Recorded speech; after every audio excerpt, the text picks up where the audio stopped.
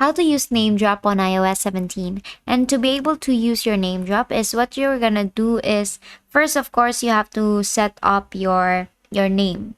So your name or your card. So how to use name drop on iOS 17. And to be able to use your name drop is first we're gonna edit our name card. So to be able to edit our name card, we're gonna go here to our our phone here, and then let's just go back here.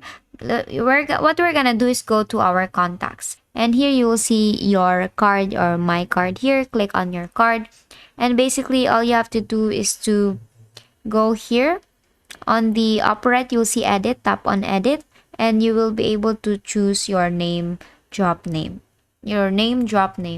So let's say, and then here, as you can see, we have already that name drop. So what you're gonna do next is you're gonna hold your iPhone near to someone else's iPhone, and basically that's it. And you'll be able to see a faint glow emerging from the top of both devices to indicate a successful connection, and name drop will appear just like this on both screens. So once connected, you'll be able to adjust exactly what contact information gets shared between the two devices, and basically that's it. And that's how you use your name drop on iOS 17, and that is all for today. If this video helped you, please don't forget to like, share, and subscribe to our YouTube channel to show your support. Thank you for watching.